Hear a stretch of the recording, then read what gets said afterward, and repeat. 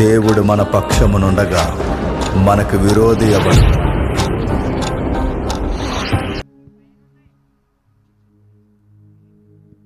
Hello hello check hello hello hello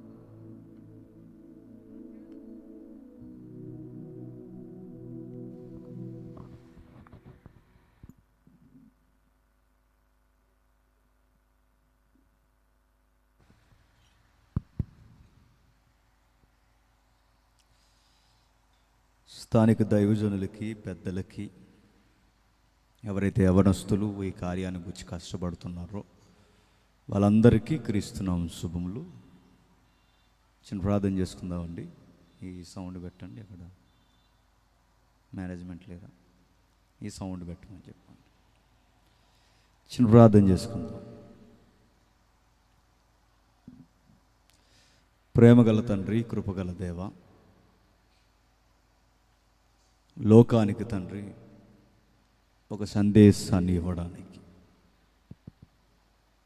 పరిస్థితి ఎంత భయానకమైన వాతావరణంగా మారిపోయి మీకు విరుద్ధమైన చర్యలు మా జీవితంలో జరుగుతున్నప్పుడు మేము చావడానికి తప్ప దేనికి పనికి రామని తండ్రి మేధావులు సైతం చేతులెత్తేసినప్పుడు మా జ్ఞానము, మా ఆస్తి, మా సంపద, మా పేరు మమ్మల్ని కాపాడలేదని అర్థమైనప్పుడు నీతిమంతులు, ప్రవక్తులు అనేకులు తండ్రి గొంతెత్తి అరిచారు, దేవా మమ్మల్ని రక్షించమని.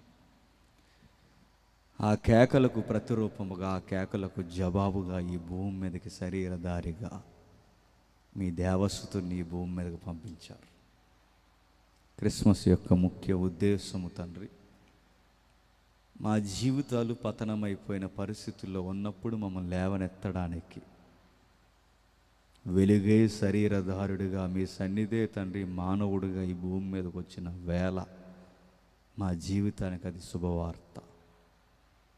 ఆ ముఖ్యమైన మూలాంశాన్ని మేము మర్చిపోయి ఎన్ని కార్యాలు మేము జరిగించినా అది పండగ అవుతుంది తప్ప మా బ్రతుకులకు అర్థం ఉండదు, మా జీవితాలకు కూడా రక్షణ ఉండదు తండ్రి.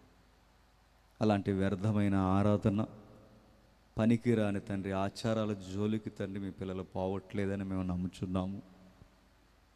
యథార్థముగా, లోకానుసారంగా కాకుండా వాక్యానుసారంగా మీ వాక్యపు కళ్ళద్దాల్లో నుండి మిమ్మల్ని చూడడానికి బిడ్డలు ఈరోజు తండ్రి సిద్ధపడ్డారని, మీరే సిద్ధము చేశారని కూడా మేము నమ్ముచున్నాము తండ్రి. ఏ విధముగా చెబితే మీ బిడ్డలకు అర్థం అవుద్దో ఆ విధముగా నేను మాట్లాడడానికి నాతో మాట్లాడండి, మీ పిల్లలతో మాట్లాడండి. పురాతనమైన సంగతులు మేము వివరించుచుండగా అర్థమయ్యే మనస్సును దయచేయండి. ఎవరైనా తండ్రి కాళయాపనికి ఇక్కడ ఉన్న ఈ క్రిస్మస్ పేరు మీద తండ్రి తమ యొక్క ఘనతను చాటుకోవాలని ఎవరైనా అనుకుంటే వారి మనస్సులను కూడా మీరు గద్దించండి. నేరుగా వారితో మాట్లాడి అర్థవంతమైన క్రిస్మస్ ఆరాధన జరిగిస్తారని కోరుతూ అన్ని విధాలుగా అందరము మీకు లొంగిపోతాం. క్రీస్తున్నామని ప్రార్థన సమర్పిస్తున్నాము తండ్రి, ఆమేన్. జాగ్రత్తగా విందాం. కొన్ని విలువైన సంగతులు మనం ధ్యానిద్దాం. మత్తయి సువార్త, మత్తయి సువార్త మొదటి అధ్యాయం, మత్తయి సువార్త మొదటి అధ్యాయం, మత్తయి సువార్త మొదటి అధ్యాయం 21వ వచనం. ఆమె యొక్క కుమారుని కనును తన ప్రజలను వారి పాపముల నుండి ఆయనే రక్షించును గనుక ఆయనకు యేసు అని పేరు పెట్టుదువనెను. గనుక ఆయనకు యేసు అని పేరు పెట్టుదువనెను. క్రిస్మస్ ఈరోజు కొత్త ఏం కాదు మనకి. మనం పుట్టక ముందు నుంచి సంఘం జరుపుకుంటున్న క్రిస్మస్ పండుగ అని ఒక అలవాటు మనకు వచ్చింది.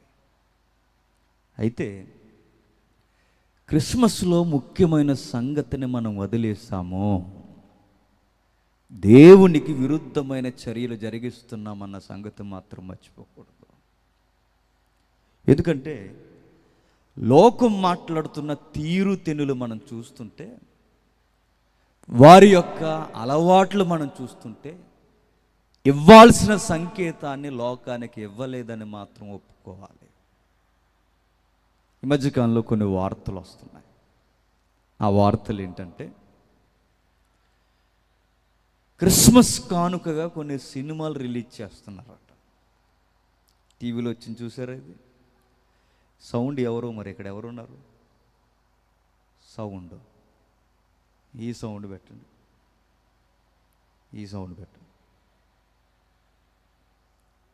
ఉన్నారా? ఈ సౌండ్ పెట్టాను.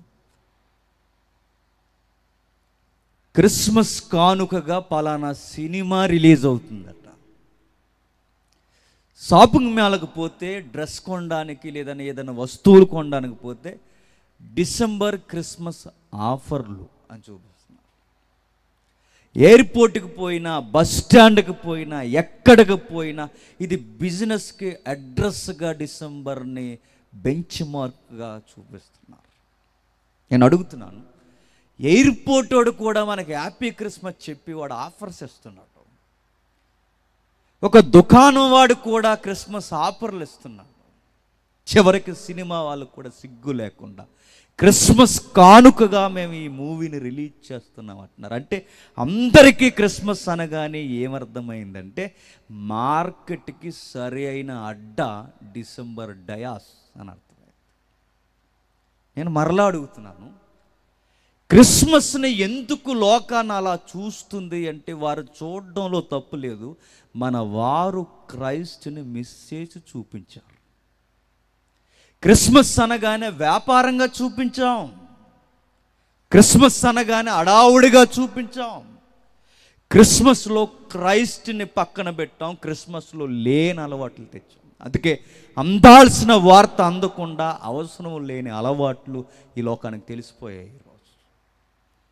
క్రిస్మస్ పేరు మీద వ్యాపారం, క్రిస్మస్ పేరు మీద రకరకాల అలవాట్లు, ఇవన్నీ ఎందుకు వచ్చాయంటే కేవలం ఒకే ఒక్కటి, మిస్ అయిపోయాం కంటెంట్. మనం దయచేసి మీరు అలా ఉండకూడదని నేను కోరుకుంటాను. చెయ్యండి. క్రిస్మస్ ఈరోజు కాదు, ఈ నెలంతా చేయండి, నెలంతా కాదు, ఏడాదంతా చేయండి, ఏడాదంతా కాదు, జీవితాంతం చేయండి. కానీ అర్థవంతంగా చేయండి, వాక్యానుసారంగా చేయండి, దేవుడు కోరుకున్నట్టు చేయండి. అదే బైబిల్ చెప్తుంది. ఎందుకు యేసుక్రీస్తు వారు ఈ భూమి మీదకి వచ్చాడంటే, బైబిల్ చెప్తుంది తన ప్రజలను వారు పాపాల నుండి విడిపించడానికి. ఈ వార్త లోకానికి వెళ్ళిందా చెప్పండి? లేదు. ప్రభు అయిన క్రీస్తు శరీరధారిగా ఈ భూమి మీదకి ఎందుకు వచ్చాడని బైబిల్ ఉటంకిస్తుందంటే, ప్రజలను వారు పాపాల నుండి విడిపించడానికి. మనుషులు దేనిని జయించలేకపోతున్నారంటే, వారి పాపాలను జయించలేక వారి నిత్యత్వాన్ని కూడా దూరం చేసుకుని నిత్య నరకానికి దగ్గరైపోతున్నారన్న సంగతిని గ్రహించలేని గడియల్లో ఉన్నప్పుడు అక్కడి నుండి విజయాన్ని ఇవ్వడానికి ప్రభు వచ్చాడన్న సంగతిని వదిలేసాం. మరి ఏమి నేర్పించామంటే, వ్యాపారం నేర్పించాం, హడావుడి నేర్పించాం, సందడి నేర్పించాం. ప్రభు యొక్క త్యాగాన్ని పక్కన పెట్టేస్తాం. ఈ మూలాలు మనకు తెలియాలంటే, ఈ లోతైన సంగతులు మనకు తెలియాలంటే, ఈ ఒత్తిడి మనకు అర్థం కావాలి అంటే, పూర్వకాలపు మనుషులందరూ మెస్సయ్యను గూర్చి ఎదురు చూశారు. నువ్వు రాకపోతే మాకు బతుకు లేదని, నువ్వు రాకపోతే మా జీవితం ఎట్టుపోతుందో తెలియదని, నువ్వు కలగజేసుకోకపోతే మా పదవులు, మా ఆకారాలు, మా జీవితాలు, మా ఆస్తులు, మా కుటుంబాలు, మా పిల్లలు, మా భవిష్యత్తు ఏమైపోతుందో తెలియక బెంబేలెత్తిపోయి దేవా ఇలలోకి రావయ్యా అని అరిశారు. నువ్వు రాకపోతే మా జీవితం అగమ్య గోచరమని గ్రహించి గుండెలు బాదుకుని అరిచారు. మేధావులు, ప్రభుత్వాధికారులు, రాజకీయ నాయకులు, దేవుని కొరకు రగిలిపోవాలనుకున్న ప్రవక్తలు కూడా దైవం ఎలలోకి రావాలని ఎదురు చూశారు. ఆ ఎదురు చూపులకి, ఆ నిరీక్షణకి జవాబే క్రిస్మస్. జరిగిందా అంత ఆత్రందన? జరిగిందా చరిత్రలో అంత ఎదురు చూపు? జరిగిందా చరిత్రలో అంత బిక్కుమనే గడియలు? ఆ రోజు వారు బతికారంటే బతికారు. డబ్బున్న, అధికారాలున్న వాళ్ళకి అర్థమైన విషయం ఏంటంటే, ఇవన్నీ మనకు ఎలుగు కాదు, మన బతుకుల్లో చీకటి ఉండిపోయి నరకానికి ఈడ్ చేయడానికి సిద్ధమైపోయిందన్న సంగతి గ్రహించారు. మా బతుకులకి ఎలుగు కావాలి, ఆ ఎలుగుగా నువ్వే రావాలని గ్రహించి అరిచారు. చూద్దాం ఆ చరిత్ర ఎక్కడ జరిగిందో. కీర్తన 49వ కీర్తన 49వ కీర్తన మొదటి వచనం నుండి 49వ కీర్తన మొదటి వచనం నుండి. సర్వజనులారా అందరూ బైబిల్ చూడాలి. బైబిల్ లేని వారు సిగ్గు లేకుండా పక్కవారు బైబిల్ చూడాలి. సర్వజనులారా బైబిల్ చూడాలి ఖచ్చితంగా. ఎందుకంటే బైబిల్ చూడకుండా కూడా, ఒక నిమిషం, బైబిల్ చూడకుండా కూడా, బైబిల్ లేకుండా కూడా దేవుని దగ్గరికి వచ్చే బ్యాచ్ ఉంటారంటే ఉంటారు. ఒకరోజు నేను క్రిస్మస్కి వెళ్ళానండి, యూత్ క్రిస్మస్. అది వాళ్ళు చేసే క్రిస్మస్ అడావిడి చేశారు తప్ప ఎవరి చేతుల్లో బైబిల్ లేదు. మరి దేనికి క్రిస్మస్, దేనికి అంత పెద్ద డయాస్ వేశారు? దేనికి కాదు, దేవుని చూపించడానికి అస్సలు కాదు. మరి దేనికి వేశారంటే తమను తాము చూపించుకోవడానికి. ఇది క్రిస్మస్ అవుద్దా? అవ్వదు. భయం ఉండాలి, భక్తి ఉండాలి, చేతుల్లో బైబిల్ ఉండాలి, దేవుని మాట కొరకు ఎదురు చూసే మనసు ఉండాలి. అది క్రిస్మస్ అవుద్ది. అలాంటి వారు ఎవరైనా లేకపోతే దయచేసి మీ ఫ్రెండ్గా, మీ బ్రదర్గా చెప్తున్నాను, బీ కేర్ఫుల్, జాగ్రత్త, శ్రద్ధ కలిగి విందాం. 49వ కీర్తన. సర్వజనులారా ఆలకించు. సామాన్యులేమి సామంతులేమి ధనికులేమి దరిద్రులేమి లోక నివాసులారా మీరందరూ ఏకముగా కూడి చెవియొగ్గిడి. నేను అడుగుతున్నాను, ఎవరి కీర్తనకారుడు ఎవరిని ఆగమంటున్నాడు, ఎవరికి అడ్రస్ చేస్తున్నాడంటే సర్వజనులకు. అందులో డబ్బున్నవాడని లేదు, డబ్బు లేనివాడని లేదు, కూలోడని లేదు, అధికారం లేదు, సామంతుడని లేదు, సామాన్యుడని లేదు, స్త్రీ అని లేదు, పురుషుడని లేదు. మరి ఎవరికి రాస్తున్నట్టే అందరికీ. సర్వలోకము ఒక విషయాన్ని వినాలట, పోతున్న వారికి చెబుతున్నాడు, ఆగండి అని. ఎందుకు ఆగాలయ్యా అంటే మీకు ఒక విషయం అర్జెంటుగా తెలియాలి. నేను అడుగుతున్నానండి, ఇదే మీ మార్కెట్ అడ్డాలో నిలబడి, ఇదే మీకు మెయిన్ సెంటర్ ఏదైతే ఉందో మీ అంతర్వేదికి, అలాంటి సెంటర్లో నిలబడి పోతున్న జనాలను ఒక్కసారి మీ మార్కెట్ ఏరియాలో ఆగండి అంటే మిమ్మల్ని ఏమంటారు? నువ్వు అడ్డు లేకపోతే మమ్మల్ని ఎవడో ఆపలేడు అంటారు. అంటారు చెప్పండి. పబ్లిక్ ఒకరిని ఆగమంటే ఆగుద్దా? పబ్లిక్ని ఆగమని ఎవడైనా చెబితే వింటారా? ఆ రోజు వంకర మనుషులే, ఈ రోజు ఉన్నది అంతకన్నా వంకర మనుషులు. వింటారు, ఒకడు వింటాడా చెప్పండి? ఈ మధ్య ఒక యజం వచ్చింది, ఒక యజం, రాంగోపాల యజం. అది రాంగోపాలవరం ఉన్నాడు కదండి, వాడు అన్నాడట, ఎందుకు ఇలా చేస్తున్నావు అంటే నా ఇష్టం అన్నాడట. అదో యజం. ఈరోజు ట్రెండ్ ఏంటంటే నా ఇష్టం అన్నాడట. ఇలాగే ఇష్టం అని చెప్పి నా ఇష్టం అని కూడా పుస్తకం రాశాడు ఆయన. బుక్ స్టాల్కి ఒకరోజు పాస్టర్ గారు వెళ్ళారట. వెళ్ళిన తర్వాత ఆ బుక్ స్టాల్ యజమానురాలు అడుగుతుంది, సార్ ఈ బుక్ కొనండి సార్, చాలా బాగుంటుంది, కొనండి సార్ ప్లీజ్ సార్ అంటే, నేను కొన్నా అన్నాడట. ఏ సార్ అంటే నా ఇష్టం అన్నాడట. ఎవడిష్టం ఆడుకుండి, ఎవడ ఫిలాసఫీ ఆడుకుంటే నేను చెప్తున్నాను, ఈ లోకానికి కట్టుబాటులు ఉండవు. ఆ రోజు కూడా మనుషులందరినీ ఆగమని ఈ కీర్తనాకారుడు అంటున్నాడంటే ఆగుతారా? ఇప్పుడు మనమే ఉన్నామండి సామాన్య ప్రజలు, మనం వెళ్ళి ఎవరినైనా నలుగురు ఆగమంటే ఆగుతారా? ఒక నిమిషం ఆగుతారు, ఇంకా ఎక్కువసేపు ఆగితే మన గెంటుకుని మరీ వెళ్ళిపోతారు.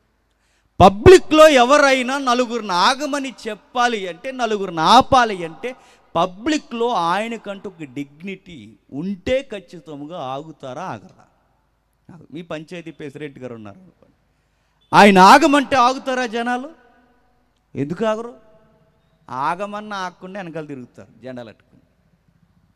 మీ ఎమ్మెల్యే గారు ఆగమంటే ఆగుతారా? ఆగరు? ఆగుతారు. ఎందుకు ఆగుతారు? ఆయనను చూసి కాదు, అధికారము చూసి. ఎవరైనా నలుగురిని ఆగండని చెప్పాలి అంటే ఆగమని చెబుతున్న వానికి మరలా వాడికి ఏదో ఒక అధికారం ఉండాలి, హోదా ఉండాలి. అప్పుడు ఖచ్చితంగా ఈ పబ్లిక్ మాట. ఈ రైటర్ అంటున్నాడట, సామాన్యులైన ఆగాలి, సామంతులైన ఆగాలి, ధనుకులైన ఆగాలి, దరిద్రులైన ఆగాలి. లోకంలో ఉన్న ప్రతి ఒక్కడు ఒక టీంలా ఫామ్ అయి నా మాట వినాలి. ఆగండి అన్నాడు. అందరూ ఆగిపోయారట. నేను అంటున్నాను, ఆగండి అని చెబుతున్నాడంటే ఆగమన్నవాడు చిన్నోడై ఉండకూడదు ఖచ్చితంగా. నా మాటలు బాగా వినాలి. ఆగండి అని చెప్పినప్పుడు నలుగురు ఆగుతున్నారంటే, సర్వజనము ఆగి ఆయన మాటలు వింటున్నారంటే ఆగమని చెబుతున్నవాడు చిన్నోడై ఉండకూడదు. మరి ఎవరు ఈ ఆగమని చెబుతున్న రైటర్ ఎవరు? చిన్న అక్షరాలు రాశాడు చూడండి అక్కడ, కోరాహు కుమారుడు. ఎవరట? కోరాహు కుమారుని అడుగుతున్నాను. కోరాహు అంటే ఎవడు? ఆడవడం అది తెలియదు అనుకుంటే. కోరాహు అంటే ఎవరు? మోసే గారు బాబాయ్ గారు అబ్బాయి. ఎవరు? కోరాహు. ఆ కోరాహు ఓ రోజు మోసే మీద తిరగబడావు. నువ్వేనా నాయకుడివే? నువ్వేనా సంఘాన్ని నడిపించేది? మేం కూడా చేయగలం, మేం కూడా నడిపించగలం, మాకు కూడా లోకల్ లీడర్షిప్ ఉంది, మేం కూడా ఫామ్ చేస్తున్నాం టీంని అని చెప్పి 250 మందిని ఎగేసుకుని అభిషక్తుడి మీదకి తిరగబడ్డాడు. దేవుడు అన్నాడు, మోసే నువ్వు పక్క వచ్చావు, వీళ్ళకి ఒక సెల్ఫీ తీస్తా అన్నాడు. అందరూ ఒకసారి ఇలా రండి బాబు మీకు ఫోటో తీస్తా అన్నాడు. అదే ఇంకా లాస్ట్ ఫోటో. ఇక భూమి ఇడిపోయింది, మృంగేసింది, చచ్చిపోయారు. గమనిక, కోరాహు చచ్చిపోయాడు కానీ కోరాహు కొడుకులు చచ్చిపోలేదు. ఎందుకంటే తన తండ్రి చేస్తున్న దుర్మార్గమైన పనుల్లోనికి వీరి చేతులు పెట్టలేదు. తన భార్య కూడా తనలో దుర్మార్గమైన పనులకి కలవలేదు. వాడిని వెంబడించిన 250 మంది చచ్చిపోయి, ఎప్పుడైతే పెద్ద జనాంగం అయిపోయిందో, ఈ జనాంగాలన్నింటినీ పరిపాలించడానికి ఒక కింగ్ వచ్చాడు చరిత్రలో. ఆయనే కింగ్ డేవిడ్. చరిత్ర ఎప్పుడైతే దావీదు వచ్చాడో దావీదు గారికి కోరిక వచ్చింది. బాగా వినాలి, చరిత్ర ఇది. యేసుప్రభు ఎందుకు వచ్చాడో మనకు తెలియాలంటే ఎప్పుడు గొర్రెలు కాపర్లే కాదు, క్రిస్మస్లో ఎప్పుడు మరియమ్మే కాదు, చరిత్రలో చాలా ఆర్తనాదనాలు జరిగాయి, ఎన్నో గుండెలు పగిలిపోయిన కేకలు జరిగాయి. ఎప్పుడైతే దావీదు కాలం వచ్చిందో, దావీదు కాలానికి ప్రజలు రాజకీయంగాను, సాహిత్యంలోను, ఆర్థికంగాను, దేశ నైసర్గిక స్వరూపంగాను అన్ని విధాలుగా ఎదిగారు. ఆ ఎదిగిన టైంలో వాళ్ళకి రాజు అయ్యాడు. ఎవరు? దావీదు గారు. ఎప్పుడైతే దావీదు గారు రాజు అయ్యారో దావీదు గారికి ఒక కోరిక వచ్చిందట. ఆ కోరిక ఏంటంటే, గొర్రెలు కాసుకుంటున్న నన్ను, అరణ్యంలో తిరుగుతున్న నన్ను అంతఃపురంలో కూర్చోబెట్టావు దేవా. గొర్రెల వెనక చేతికర్ర పట్టుకుని తిరుగుతున్న నాకు రాజదండం ఇచ్చావు ప్రభువా. ప్రజలను పాలించమన్నావు, సింహాసనం మీద కూర్చోబెట్టావు, ప్యాలెస్లో నన్ను తిప్పుతున్నావు, నన్ను ఎంత బాగా పాలించమని చెబుతున్నావంటే రంగరంగ వైభవంగా నా జీవితాన్ని మార్చేసావు. నా ప్రొఫైల్ నాకు తెలుసు. ఒకప్పుడు నా జీవితం గ్రౌండ్ లెవెల్లో ఉండేది. నా జీవితం గొర్రెల వెనకాల, మోగ జీవుల వెనకాల తిరిగే నన్ను, ఈ కుటుంబాలని, ప్రజలను పాలించడానికి మహానాయకుడిని చేసేసావు. ఈ రుణం నేను మర్చిపోలేను అని చూస్తూ చూస్తూ చూస్తూ అలా తిరుగుతున్నప్పుడు ఒకరోజు ఆయన అంతఃపురంలో తిరుగుతున్నాడట. ఎవరు? దావీదు గారు. ఎప్పుడైతే ఇలా తిరుగుతున్నాడో ఆ బయటకు చూసేసరికి దేవుని సన్నిధి మందసం ఇలాంటి టెంట్ వేసిన గుడారం అలా కింద కనబడుతున్నాడు. తట్టుకోలేకపోయాడు దావీదు. ప్రభువా, ఏడుస్తున్నాను ప్రభు, ఎంత విచిత్రం ప్రభు. తృణప్రాయుడినైన నేను, మట్టి మనిషినైన నన్ను ఎంత హెచ్చించి నన్ను అంతఃపురంలో కూర్చోబెట్టావు. నీ సన్నిధిని మాత్రం ఆ గుడారంలో వదిలేసావు. నేను తప్పు చేస్తున్నాను ప్రభు. నువ్వు నాకన్నా ఎత్తైన సింహాసనం మీద ఉండాలి, నీ సన్నిధి నాకన్నా గొప్పగా ఉండాలి, నీకు ఒక మందిరం కడతాను ప్లీజ్ మై లార్డ్ అన్నాడు. అప్పుడు దేవుడు అన్నాడు, నువ్వు కట్టడానికి వీల్లేదన్నాడు. ఎవరిని?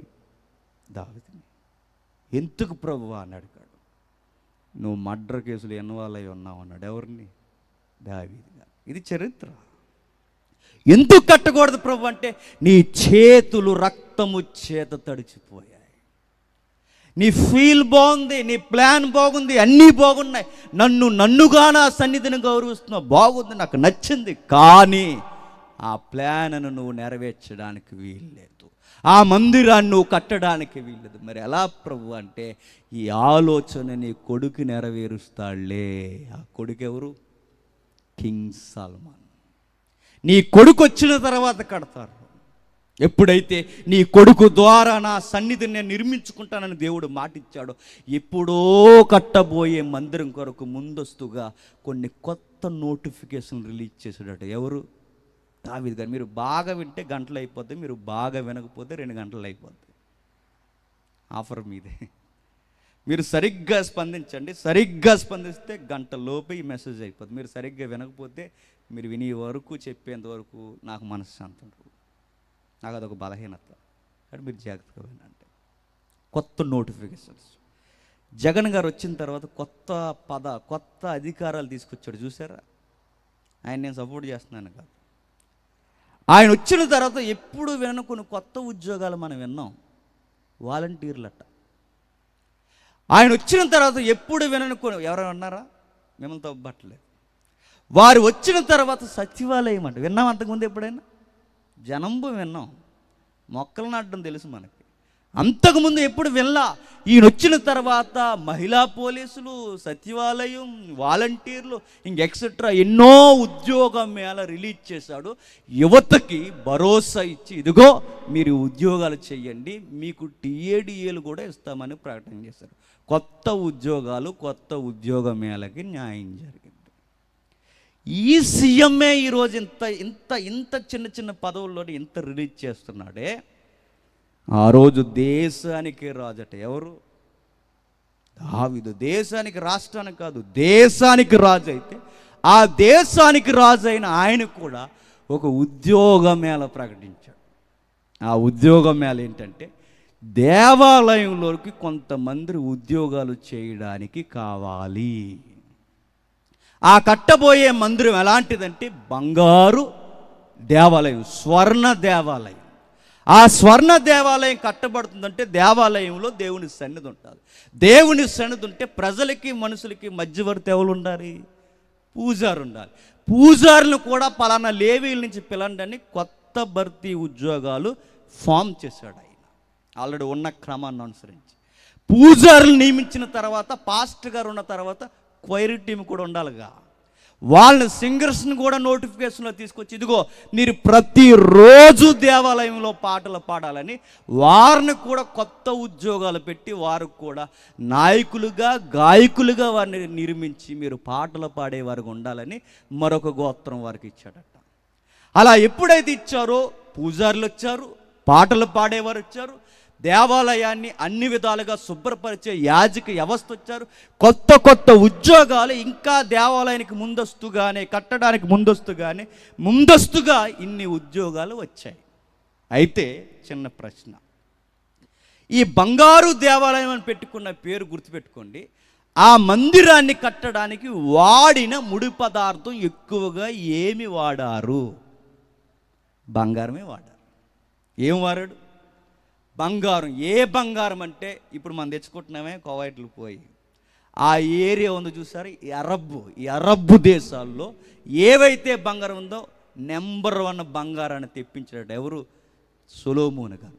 అలాంటి బంగారాన్ని తెచ్చి, మెట్లు బంగారం, గోడల బంగారం, స్తంభాల బంగారం, గంగాలం బంగారం, ఎక్కడికి పోయినా బంగారంతో ఆలయం అంతా పొదిగేశాడు. ఇప్పుడు నేను అడుగుతున్నాను, మందిరం అంతా బంగారం అయితే మందిరానికి సేఫ్టీ ఉంటుందా? జోగి చెప్తున్నా. చర్చికి వచ్చి కొత్త చెప్పులు వేసుకుపోయారంటే నమ్మగలరా? అది భక్తి అంటే. మా చర్చిలోనే వేసుకెళ్ళిపోయారు.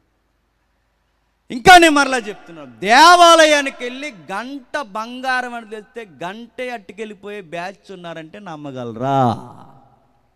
దేవుడు శతమానాలు అట్టుకెళ్ళిపోయారని వార్త ఎప్పుడన్నా విన్నారా? విన్నాం. గర్భగుడిలో అమ్మవారి వడ్డానం పట్టిపోయారంటే ఎప్పుడన్నా విన్నారా? విన్నాం. డిబ్బి అట్టుకెళ్ళిపోయారంటే ఎప్పుడన్నా విన్నారా? విన్నాము. మొన్న కూడా విన్నాం. అంటే గుడిలోకి వెళ్ళి గుడిలో కావలసిన విలువైన వస్తువులున్నా అది దేవుడు బొమ్మే బంగారమైన దేవుడు కూడా అమ్మేస్తారు, దొంగలు ఇచ్చేస్తారు, దేవుణ్ణే కడపనకండి అడ్రస్ లేకుండా చేసేస్తారు. ఈరోజే కాదు, ఆ రోజు కూడా అంతే. ఇప్పుడు నేను అడుగుతున్నాను, మందిరమంతా బంగారం అయినప్పుడు స్తంభాల బంగారం, గోడల బంగారం, మెట్లు బంగారం, గంగాళం బంగారం, మందసపు దగ్గర ఉన్న ఆ మందసపు పై పొరల బంగారం, అన్నీ బంగారం అయితే ఇప్పుడు ఈ మందిరానికి భక్తులందరూ వచ్చినప్పుడు ఏం చేస్తారు చెప్పండి? ఇలా దండం పెట్టి గోడ దగ్గరికి అలా వెళ్ళి టకీలు అని కొట్టి మొక్క జేబులు పెట్టుకుని పట్టుకుపోరా?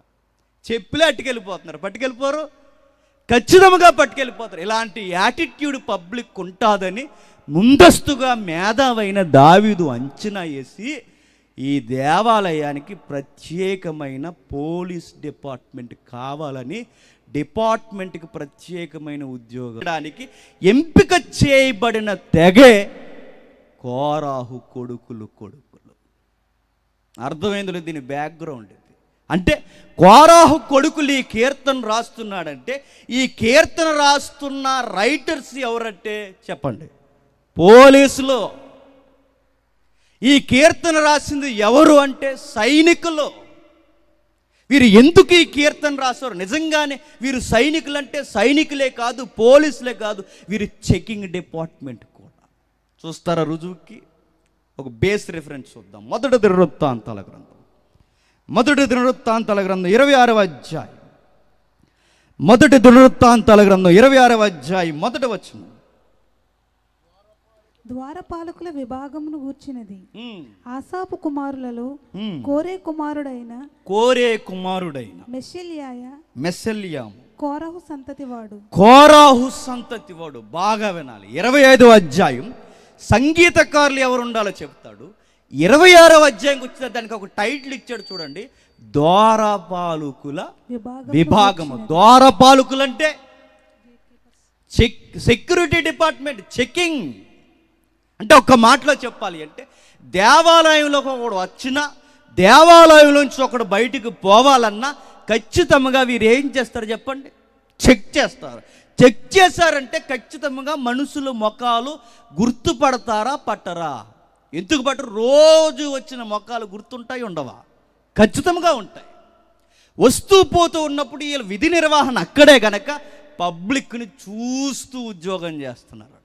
అలా చూస్తున్నప్పుడు ఒక విషయం వీళ్ళకి అర్థమైంది. ఏంటి ఆ విషయం అంటే, నిన్నొచ్చినోడు ఈరోజు వచ్చాడట, ఈరోజు వచ్చినోడు రేపు కూడా వస్తున్నాడట, ఈడి నెల పొడుక్కి వస్తున్నాడట. అడిగారట, ఒరే నిన్న వచ్చావు కదరా, ఈరోజు ఎందుకు వచ్చావు అని అడిగితే వాడు అన్నాడట, నిన్నొచ్చింది గొర్రె పిల్లలు తీసుకురావడానికి, మొన్నొచ్చింది మేక పిల్లలను తేవడానికి, అంతకు ముందు వచ్చింది పావురాలు తీసుకురావడానికి, అంతకు ముందు వచ్చింది కోడెలను పొట్టేలను తీసుకురావడానికి. ఇవన్నీ ఎందుకురా అని అడిగితే వాళ్ళు చెప్పకుండానే వాళ్ళకి తెలుసు, పాప పరిహారార్థపు బలిగా ప్రజలు తెస్తున్నారు. ఎక్కడికి? దేవుని మందిరానికి. అడిగారు మరలా, అర్థం అవడానికి మీకు చెప్తున్నాను. మరలా అడిగారు ఏమనంటే, మరి మొన్నొచ్చావు కదరంటే, మొన్న బలేసావు కదరా గొర్రె పిల్లంటే అది మొన్నడ పాపం అన్నాడట. మరి నిన్నొచ్చావు కదరా గొర్రె పిల్లత అంటే అది నిన్నడ పాపం అన్నాడట. 2 రోజుల క్రితం వచ్చావు కదరంటే అది 2 రోజుల క్రితం పాపం. అంటే గొర్రెలు చస్తున్నాయి కానీ మనుషులు మారలేదు. పోలీసులు ఇది ఎంక్వైరీ చేశారు. నిజంగా పోలీసులు అండి వాళ్ళు ఎంత బాగా ఎంక్వైరీ చేశారంటే పబ్లిక్లో కనిపించని ఈ తత్వాన్ని వాళ్ళు పట్టుకున్నారు. అయ్యో ఎంత ఘోరము జరుగుతుంది! దేవునికి మనిషికి వీళ్ళకి మధ్య అగాధం ఏర్పడినప్పుడు అగాధాన్ని పూడ్చుకోవడానికి బలులు తెస్తున్నారు. బలులు జరుగుతున్నాయి కానీ మనిషి మనసు మాత్రం మారలేదట. అబ్జర్వ్ చేసినప్పుడు పోలీసులు రాస్తున్నారు, సర్వజనులారా ఒక్కసారి నా మాట వినండి. నా మాట వింటున్నారే కదా అని మీకు ఒక విషయాన్ని నేను చెప్పాలనుకుంటున్నాను. ఆ మాట ఏంటంటే మాట్లాడుతున్నాడు, నా నోరు విజ్ఞాన విషయాలను పలుకును, నా హృదయ ధ్యానము పూర్ణ వివేకమును గూర్చినదయుండును. ఏం చెప్తున్నాడు చూడండి. ఎవరైనా నలుగురు ఆగితే వెంటనే ఏం మొదలెడతారు చెప్పండి? చాలామంది సోది మొదలెడతారు. ఈ మధ్యకాలంలో ఒక ఆయనకి గ్రీటింగ్స్ చెప్పమని చెప్తే ఆయన ప్రసంగం చెప్పాడు గంట. మీకు అర్థమైందో లేదు. సహజంగా నలుగురు కూడుకుంటే ఎవరికైనా అవకాశం ఇస్తే చేసే పని ఏంటో చెప్పనా, వాళ్ళ సెల్ఫ్ ఎక్కువ చెప్పుకుంటారు, వాళ్ళ గూర్చి వాళ్ళు ఎక్కువ చెప్పుకునే ప్రయత్నం చేస్తారు. ఈయన అలా చేయట్లేదట. నా గూర్చి చెప్పుకోవడానికో మిమ్మల్ని పొగడ్డానికో ఏదేదో మాట్లాడడానికి కాదు, నేను మాట్లాడే విషయాల్లో జ్ఞానం ఉంది, మీ బతుకులకు అర్థం ఉంది, మీ జీవితాలకి ఒక అర్థం తెలియని ఒక ప్రమాదం ఉంది. అది మీరు గ్రహించండి. పురాతనమైన సంగతులు, మరుగై ఉండిపోయిన సంగతులు, విజ్ఞాన విషయాలు, పూర్ణ వివేకమును కూర్చిన విషయాలు, గూఢార్థము గల విషయాలు నేను చెబుతాను, దయచేసి వినండి. మనకు ఒక విషయం అర్థమవుతలేదు డబ్బున్న వారులారా, మనకు ఒక విషయం అర్థం అవ్వట్లేదు డబ్బు లేని వారులారా, మనకు ఒక విషయం తెలియట్లేదు కూలి పని చేస్తున్న వారులారా, సామాన్యులారా, సామంతులారా, స్త్రీలారా, పురుషులారా, ప్రతి ఒక్కరికి చెప్తున్నారు మనకు ఒక ప్రమాదం ఉంది, మీకు తెలియట్లేదు. ఏమిటి ఆ ప్రమాదం అంటే, దయచేసి నా మాట వినండి. మీరు ప్రమాదాలు, ఇబ్బందులు, సమస్యలు మిమ్మల్ని హింసించేవి ఈ చుట్టూ ఉన్నవే అనుకుంటున్నారే తప్ప మిమ్మల్ని మింగేయడానికి ఒక చీకటి రెడీగా ఉందని మీకు తెలియట్లేదు. మా ఎంక్వైరీలో మేము చెబుతున్నాం, మేము అబ్జర్వ్ చేసిన సంగతి మేము చెప్తున్నాం, మమ్మల్ని భయపెట్టే సంగతి చెప్తున్నాం. మిమ్మల్నే కాదు, మమ్మల్ని మింగడానికి కూడా ఆ ప్రమాదం రెడీగా ఉంది. కానీ పబ్లిక్ అట ఆ ప్రమాదానికి భయపడలేదు, ఎందుకంటే వాళ్ళకి తెలీదు. మరి దేనికి భయపడుతున్నారంటే కొన్ని విషయాలు కోట్ చేస్తున్నాడు. చూడండి 6వ వచనం. తమ ఆస్తియే ప్రాపకమని నమ్మి తమ ధన విస్తారతను బట్టి పొగుడుకొని వారికి నేనేలా భయపడవాళ్ళను ప్రశ్నిస్తున్నాడు. చూడండి, చాలా మంది దేనికి భయపడుతున్నారట, డబ్బుకి, డబ్బున్న వారికి చూసి భయపడుతున్నారట. ఈ రోజుకి డబ్బున్న వాళ్ళంటే మనకు భయమా కాదే చెప్పండి? భయమే. మనకి ఎవరితో అయినా పక్కింటోడితో గొడవ అయిందనుకోండి, వాడు సామాన్యుడైతే ఇంక ఎగిరెగిరి పడిపోతాం వాడి మీద మనం. వాడు కాస్త బలహీనుడైతే ఇంక మన మాటకు అద్దు ఉండదు. అదే నీ ఎదురుగుండా కూడా 10 కోట్లకు ఆస్తిపరుడు అనుకో, ఏం చేస్తావు? చివరికి ఇలాగ అంటావు, ఎందుకులేండి ఆడుతూ గొడవాడు అందరిని కొనేస్తాడు అంటాం. డబ్బు ఉన్నవారంటే భయం మనకి, అధికారులంటే భయం మనకి. డబ్బు మనుషులతో ఎలా మాట్లాడేస్తుందంటే వాళ్ళ కళ్ళు నెత్తికెక్కి మాట్లాడేస్తుంది. ఒకరోజు ఇద్దరు హాస్పిటల్కి వెళ్ళారట. వాళ్ళిద్దరూ హాస్పిటల్కి వెళితే చూడండి, ఒకడు ఏడుస్తున్నాడు, అయ్యా ఒక్కగానొక్క కొడుకు అయ్యా, చచ్చిపోతే మేము చచ్చిపోతాం, మా కొడుకు లేకపోతే మేము బతకలేం, ప్లీజ్ సార్ మా కొడుకుని బతికించండి. డబ్బు లేనివాడు డాక్టర్ని బతుకులాడుకుంటున్నాడు. డబ్బు ఉన్నవాడు వచ్చి హాస్పిటల్కి పోయి వాడు అంటున్నాడట, డాక్టర్ గారు డబ్బు ఎంతైనా పర్లేదు మా వాడు జడ్జాగా వచ్చేలా. అంటే ఈడి మాటకి ఆడి మాటకి వ్యత్యాసం ఎక్కడొచ్చింది చెప్పండి? డబ్బు మనిషి మాటను మార్చుతుంది, డబ్బు మనిషి చూపును మార్చేస్తుంది, డబ్బు మనిషితో డీలింగ్స్ మార్చేస్తుంది. నేను ఎప్పుడు చెప్పే ఎగ్జాంపుల్ మరలా నేను చెప్తాను, జాగ్రత్తగా వినండి.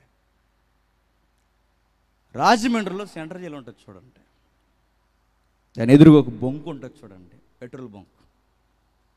ఆ బంకులో కొంతమంది పని చేస్తారు.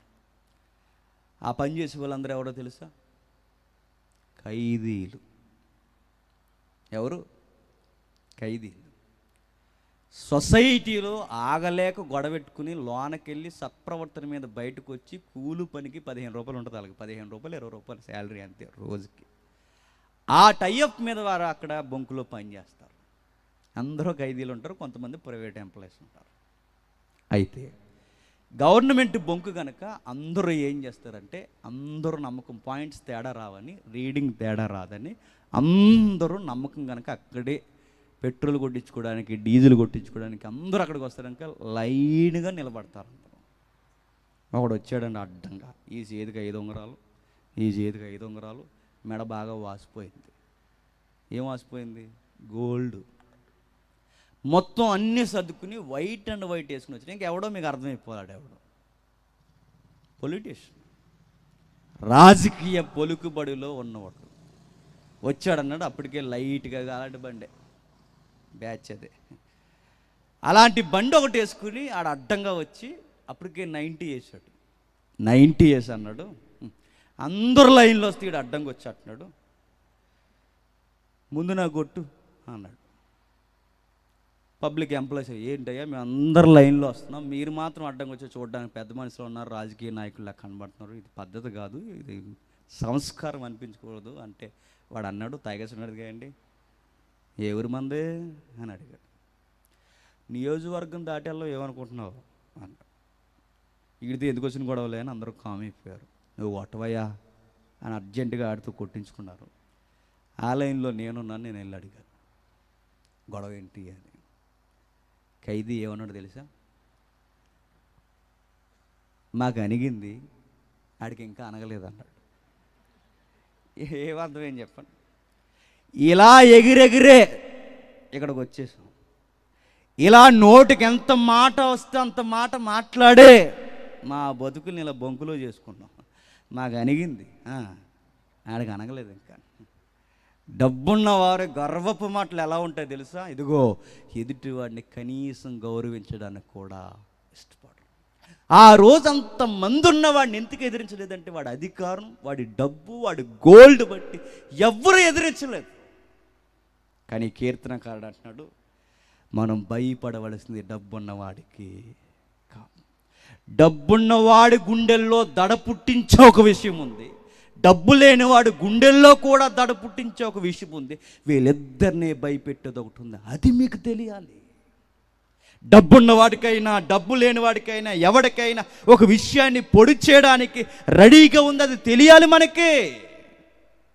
అది మాత్రమే కాదు, ఇంకా మనం ఏ విషయాలకి భయపడుతున్నామంటే 5, నా కొరకు పొంచు వారి దోషకృత్యములు నన్ను చుట్టుకొనినప్పుడు ఆపత్కాలములలో నేనేలా భయపడవలను. కొంతమంది దేనికి భయపడుతున్నారట, మన చుట్టూ రెడీగా గీతలు గీసేసి రెడీగా ఉంటారు, స్కెచ్ చేసి కూర్చుంటారు చాలామంది. ఉండరండి, కోడళ్ళకైతే అత్త ఉంటుంది, అత్తయ్య, కొంతమంది కోడలు అత్తగారికి ఉంటారు. మీరైతే కొంతమందికి ఎవరుంటారు, మీ పొరుగింటోళ్ళు, మీ అన్నదమ్ములు, మీకే మీరే పగలు ప్రతీకారాలతో రెచ్చిపోతారు. మనం భయపడతాం వాళ్ళని చూసి, వీడు నా జీవితాన్ని ఎన్నుపోటేలా పొడి చేసేలా ఉన్నారు. కోడలు అత్తగారిని చూసి నా జీవితాన్ని నాశనం చేసేస్తుంది అంటారు. ఒకరిని ఒకరు చూసుకునే ప్లాన్లు వేసేస్తారు. ఎయిరు మన జీవితాన్ని చిందరవందర చేయడానికి ఒక్కొక్కరు గీతలు గీసుకుంటారు. కానీ మనం భయపడిపోయేది, మదన పడిపోయేది, ఇబ్బంది పడిపోయేది మన కొరకు వారవలేని వారిని చూసి మనం భయపడుతున్నామంట, డబ్బున్న వారిని చూసి భయపడుతున్నామంట, రోగాలను చూసి భయపడుతున్నాం, ఆపదలను చూసి భయపడుతున్నాం, ప్రతి విషయానికి భయపడుతున్నాం.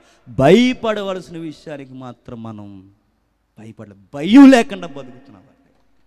ఏ విషయానికి భయపడాలో, ఏ విషయానికి నీరసించిపోవాలో, ఏ విషయాన్ని ముఖ్యముగా మనం కేంద్రీకరించాలో ఆ విషయాన్ని గాలికి వదిలేసామట. పనికి రాని మట్టి సంగతులన్నిటికీ భయపడుతున్నామట, పనికి రాని మట్టి మనుషులందరికీ భయపడుతున్నామట.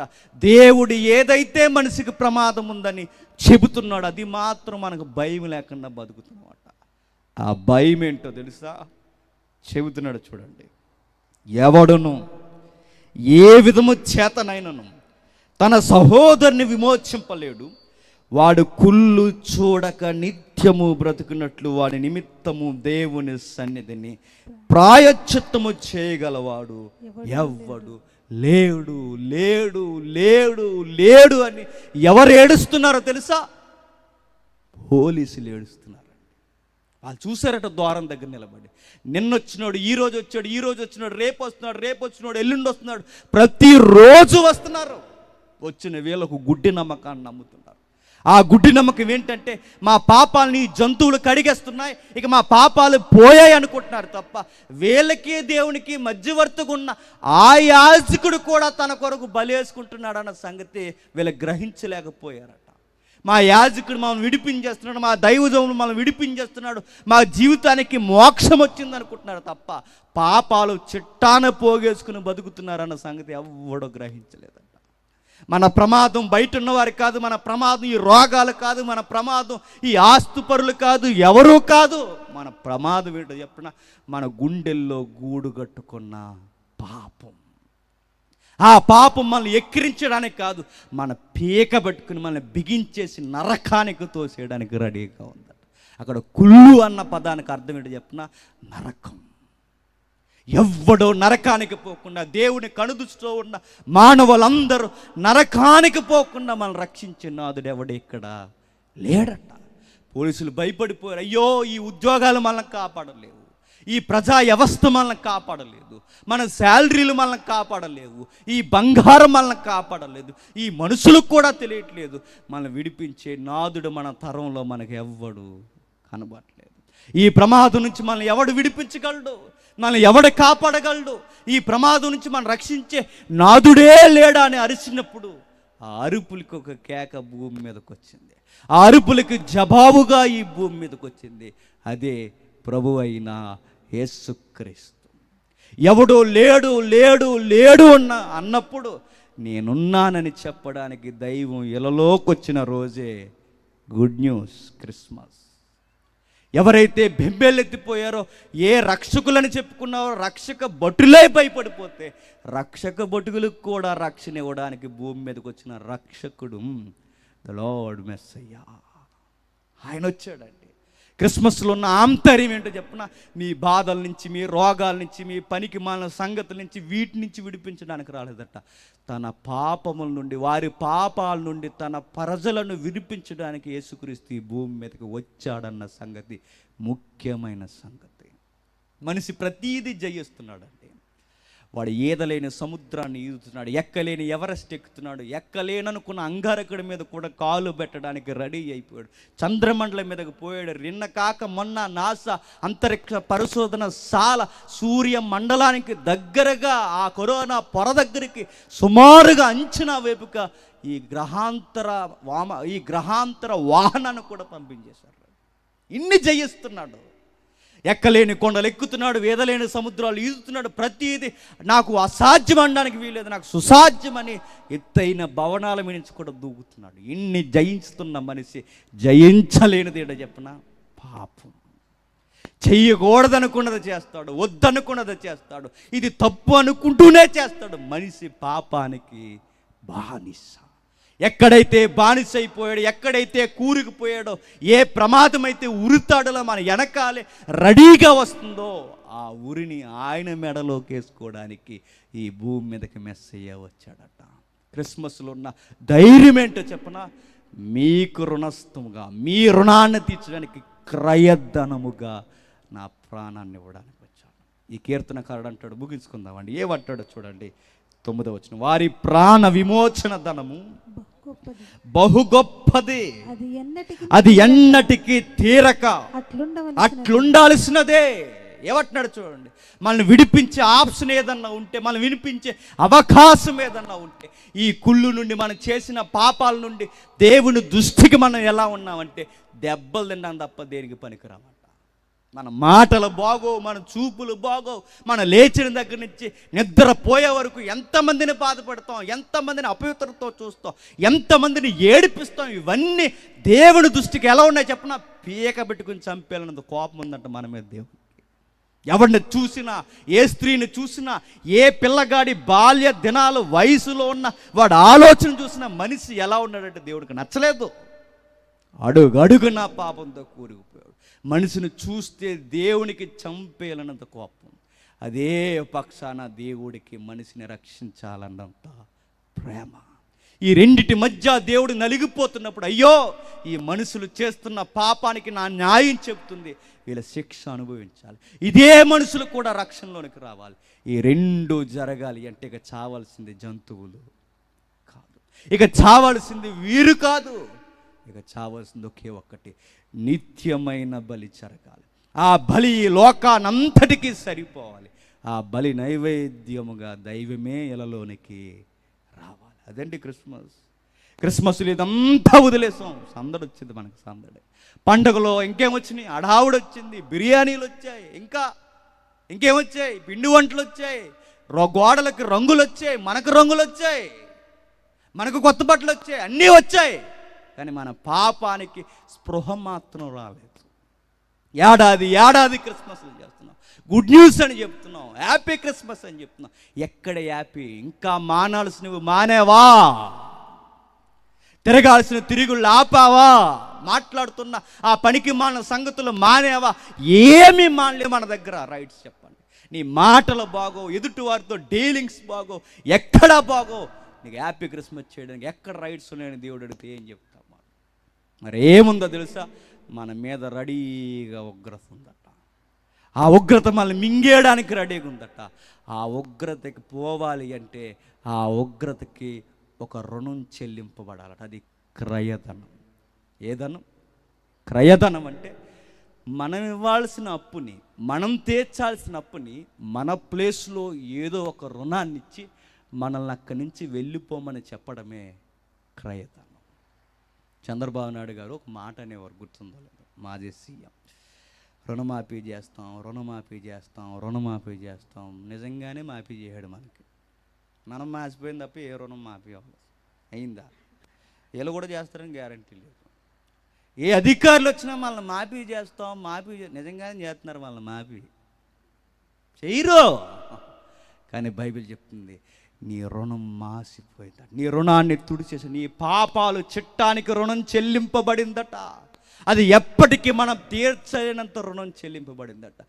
ఏమిచ్చావు ప్రభువా? బంగారం ఇచ్చావా? బోలం ఇచ్చావా? వజ్రాలు ఇచ్చావా? సాంబ్రాన్ని ఇచ్చావా? ఏమిచ్చావు మా పాపానికి విరుడుగా అంటే బైబిల్ చెప్తుంది, నా ప్రాణం ఇచ్చాను. మీకు బదులుగా నా ప్రాణాన్ని ఇచ్చాను, నా దేహాన్ని ఇచ్చాను, నా జీవితాన్ని ఇచ్చాను. మిమ్మల్ని విడిపించడానికి నేను దిగొచ్చి బలైపోతున్నాను. ఇది మీ గుడ్ న్యూస్. చూద్దాం ఒకసారి మార్కు సువార్త, ముగించుకుందాం. అంటే మార్కు సువార్త 10వ అధ్యాయం, మార్కు సువార్త 10వ అధ్యాయం 45వ వచనం. మార్కు సువార్త 10వ అధ్యాయం 45వ వచనం. మనుష్య కుమారుడు పరిచారం చేయించుకొనుటకు రాలేదు, పరిచారము చేయించుకొనుటకు రాలేదే గాని పరిచారము చేయుటకును అనేకులకు ప్రతిగా విమోచన క్రయధనముగా తన ప్రాణము ఇచ్చుటకు వచ్చాడు. అనేకులకు క్రయధనముగా ఏమిచ్చాడట? నిజంగానే భయం వేస్తుంది, బాధ వేస్తుంది. ఒక మాటలో చెప్పాలంటే ఆయన కొరకు బతికేయాలనిపిస్తుంది.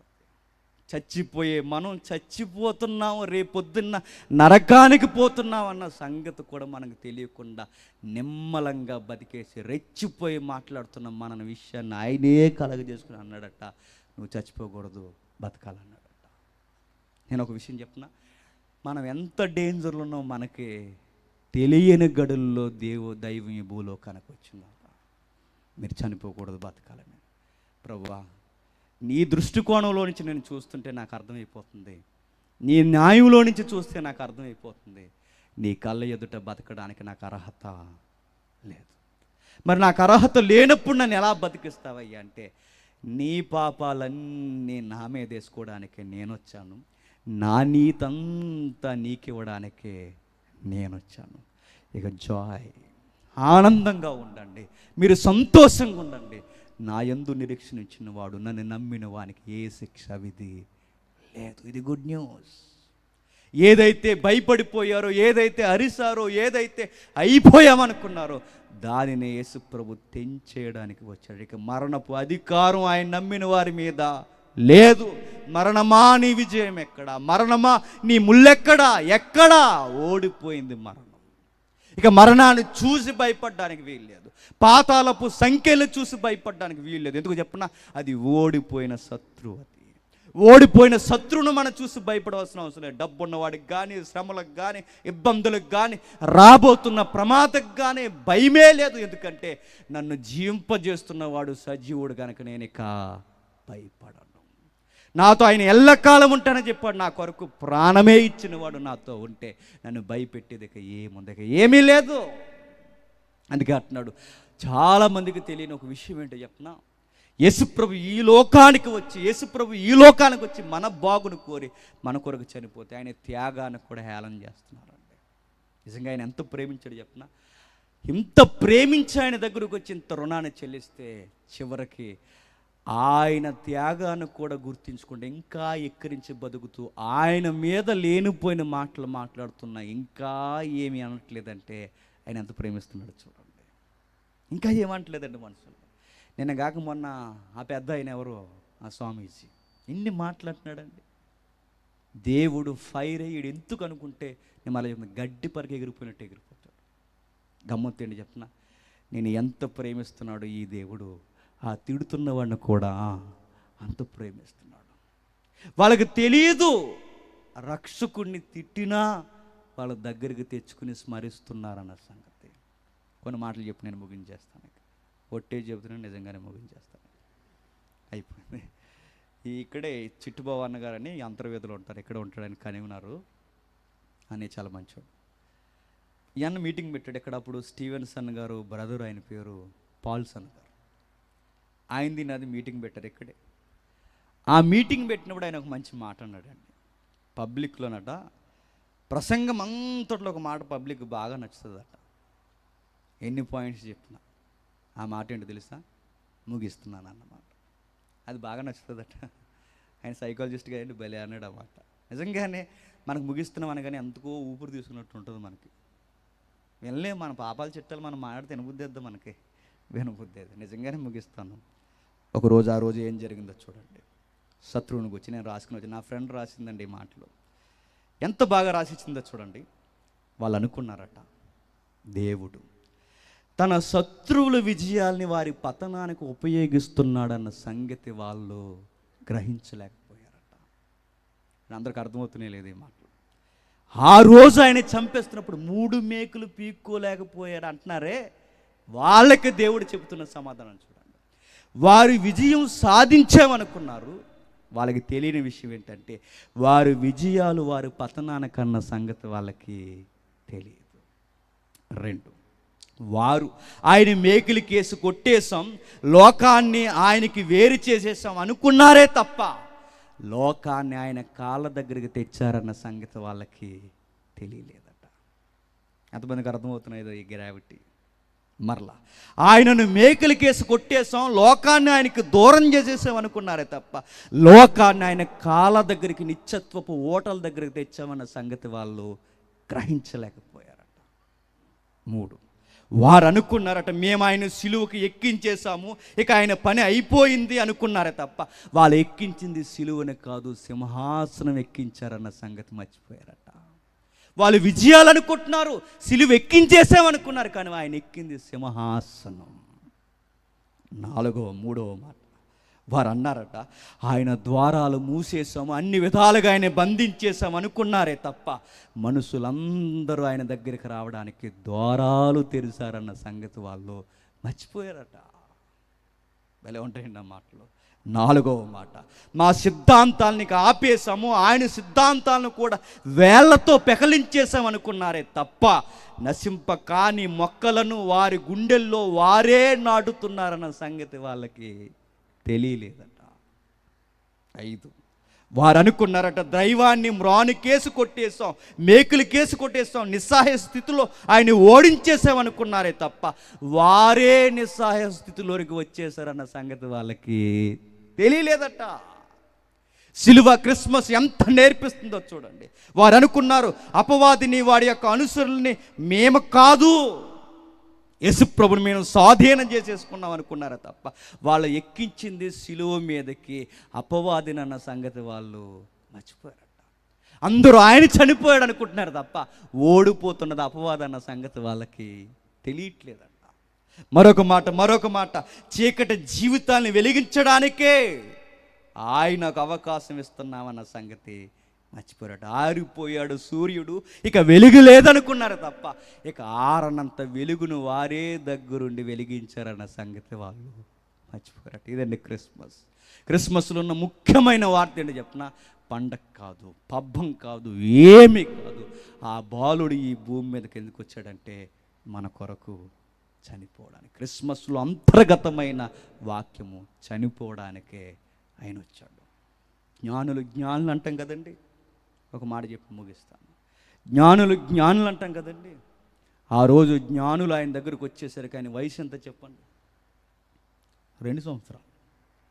ఆయన వచ్చేసరికి ఆయన వయసు, వారు వచ్చేసరికి ఆయన వయసు 2 సంవత్సరాలు అయితే ఆ రోజుకి ఆయన ఏ బాలుడు, పసిబాలుడు. ఎవరు? యేసుక్రీస్తు. బాగా వినాలి, వారి జ్ఞానంలో మన జ్ఞానంలో తెలిసిపోతుంది. ఆయన దగ్గరికి వాళ్ళు వచ్చే సమయానికి ఆయన బాలుడుగా ఉన్నాడు, పసి బాలుడుగా ఉన్నాడు.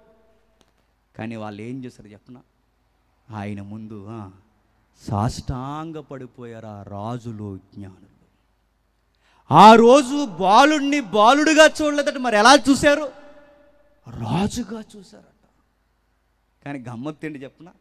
ఆ బాలుడు ఎదిగాడు, 33.5 సంవత్సరాలు బతికాడు, సిలువ వేయబడ్డాడు, మరణించాడు, తిరిగి లేచాడు, వెళ్ళిపోయాడు. వెళుతూ వెళుతూ మరలా వస్తానని చెప్పాడు, నేను రాజునని చెప్పాడు. కానీ మనం ఇంకా అంటాం బాలయేసు జోజో అంటున్నామట. మనం జోలపాటలోనే తెలుసా క్రిస్టియానిటీలో? యేసుప్రభుకే జోలపాట. యేసుప్రభు జోలపాటలోనే తెలుసా? క్రిస్మస్లో. ఆ రోజు జ్ఞానులు కళ్ళ ముందున్న బాలుని రాజు అన్నారు. రాజు అయిపోయిన ఆయన ఈరోజు మనం ఏమంటున్నాం? బాలుడట్నం. ఇది జ్ఞానమా? ఇది అర్థం చేసుకోవడమా? ఇది థియలాజికల్గా రైట్ వేయా? ఒక్కసారి ఆలోచించండి. క్రిస్మస్లో ఉన్న ముఖ్యమైన వార్త, ఆయన మన కొరకు చనిపోవడానికి వచ్చాడు, వచ్చాడు, వచ్చాడు. ఆ బుల్లి చేతులు మన కొరకు మేకులేయబట్టడానికి, ఆ చిన్ని బుగ్గలు, ఆ చెక్కెళ్ళు మన కొరకు పగలగొట్టుకోవడానికి, ఆ లేతైన వీపు మన కొరకు దున్నబడడానికి, ఆ చిన్ని నవ్వు మన నవ్వివ్వడానికి, ఆ నవ్వు ఆ రోజు ఏడుపు అయిపోయింది. ఆ పసిబాలుడు ఎదిగిన మనల్ని జీవింప చేయడానికి ఈ భూమి మీదకి వచ్చాడు. ఆ రోజు ప్రజలు అన్నారు, దావీదు కుమారుడా మమ్మల్ని రక్షించవయ్యా. ఈరోజు మనం అందాం, దావీదు కుమారుడా నిన్ను అర్థం చేసుకోలేకపోతున్నాం, క్రిస్మస్లో మమ్మల్ని రక్షించవయ్యా, మమ్మల్ని రక్షించవయ్యా. గమ్మత్తేంటి చెప్పనా?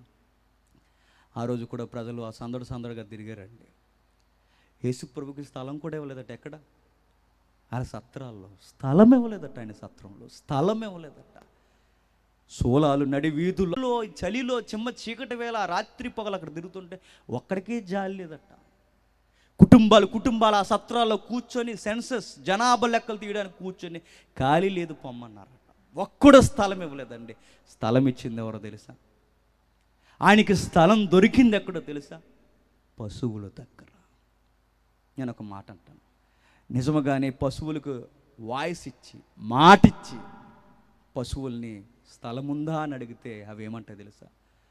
అవసరమైతే మేమైనా పక్కకు పోతాం, కానీ అవసరమైతే మేమైనా నడివీధిలో నిలబడతాం, కానీ మా సృష్టికర్తను తీసుకొచ్చి ఇక్కడ పెట్టండి అని చెప్తాయి. పశువులకున్న ఇంకిత జ్ఞానం ఎవరికి లేదు చెప్పండి? మనుషులకు లేదు. పశువుల దగ్గరైనా స్థలం దొరికింది, కానీ ఈ మనుషుల దగ్గర ఆయనకి స్థలం దొరకలేదు. మనం అంటాం, మేముంటే ఆ రోజు బెడ్రూమ్ ఇచ్చేది అంటే, మేముంటే ఆ రోజు మేమందరం బయట నిలబడి ఆయన లోన కూర్చోబెట్టేసి డైనింగ్ టేబుల్ మీద కూర్చోబెట్టి బిర్యానీ పెట్టేద్దామండి అని. అంతొద్దు. ఆ రోజు ఇవ్వలేని వాళ్ళు ఎంత దొంగలో ఈరోజు కూడా మనం ఇవ్వడానికి ఇష్టపడ్డాం. ఎందుకో చెప్పనా? ఈరోజు ఆయన నీ ఇంట్లోకి వస్తానంటలేదు, ఈరోజు ఆయన నీ నడివీధిలోకి వస్తానంటలేదు, ఈరోజు ఆయన నీ బెడ్రూమ్లోకి వస్తానంటలేదు. ప్రతి క్రిస్మస్లో ఆయన అడుగుతున్నది ఏంటో చెప్పనా? నీ గుండెల్లోకి వస్తాను, నీ తలుపు తీస్తావా అని అడుగుతున్నాడు. దమ్ముంటే తీయండి. నా లోనున్న కులినంతా బయటికి గెంటేసి, ప్రభువా నా గుండెల్లోకి రాని తలుపిచ్చి ఇక్కడ స్థలం ఇవ్వగలవు ఆయనకి. ఇక్కడ స్థలం, నువ్వు ఎక్కడ స్థలం ఇచ్చి చూడు, క్రిస్మస్ ఆరాధన అంటే ఏంటో చూస్తావు. తలుపునద్ద నిలబడి అడుగుతున్నాడు. ఆ రోజు మరియ యోసేపులు కాదు, ఈరోజు యేసే అడుగుతున్నాడు తలుపునద్ద నిలబడి, స్థలం ఇస్తారా, స్థలం ఇస్తారా? నిజంగా ఆయన్ని మీరు ప్రేమిస్తే, ఆయన త్యాగం మీకు అర్థమైతే, ఈ గొంతెత్తి అరిసిన ఈ మేధావుల జవాబు యేసుక్రీస్తు మనకు అర్థమైతే, ఈరోజు ఆయనకి స్థలం ఇవ్వండి, మీ గుండెల్లో స్థలం ఇవ్వండి. ప్రతి డిసెంబర్లో పుట్టడం ఇంకా ఆయన నాడు పుట్టాడు, ఆయన ఇక నేడు పుట్టడం. ఇక పుట్టాల్సింది రావాల్సింది ఒకే ఒక్క స్థలంలో, నీ గుండెల్లో. అక్కడ ఇచ్చి చూడు, నిజమైన క్రిస్మస్ ఆరాధన నీ జీవితంలో జరుగునుగాక. ఆమేన్. ప్రార్థన చేసుకుందాం. ప్రేమగల తండ్రి, కృపగల దేవా, ఎందరికీ సంగతులు రుచించాయో, ఎంతమందికి త్యాగం అర్థమైందో, క్రిస్మస్ యొక్క మూలాలు ఎంతమంది గ్రహించారో, మానవులుగా మనుషుల హృదయాలు మేము గ్రహించలేము తండ్రి. క్రిస్మస్లో ముఖ్యమైన సందేశం తండ్రి, మా కొరకు తండ్రి దైవం రక్తము కార్చడానికి, రుణాన్ని చెల్లించడానికి వచ్చిందన్నదే ప్రాముఖ్యమైన సంగతి తండ్రి. ఆ వార్త నలుగురికి అందించడానికి ఏడాది క్రైస్తవ్యం తండ్రి ఆయన జననాన్ని జ్ఞాపకం చేసుకుంటుంది. ఇదొక్కటే మేము మర్చిపోయాం తండ్రి. పండగ వాతావరణంతో అన్నీ పరిచయం చేశాను తప్ప ఆయన త్యాగము, దయాగుణము, ప్రేమ, ఆయన రావాల్సిన స్థలము, వీటిని మాత్రం గాలికి వదిలేసాం తండ్రి. ఒకవేళ మేము అలా ఉంటే క్షమించండి. అర్థవంతంగా మా జీవితాన్ని మార్చేయండి. ఈరోజే మా హృదయాలు తెరిచి ఆహ్వానిస్తున్నాం దేవా, మా గుండెల్లోకి రా, మా గుండెల్లో కూర్చో, మా గుండెల్లో జీవించు, శిశువుగా మాలో ఎదుగు. ఒకరోజు మాలో మీ క్రీస్తు స్వరూపాన్ని మాలో నిలబెట్టు, సంపూర్ణతలోనికి మమ్మల్ని నడిపించు, మా జీవితాన్ని అర్థవంతంగా మార్చే తండ్రి.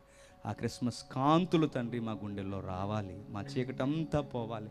అదే నిజమైన క్రిస్మస్ ఆరాధన తండ్రి.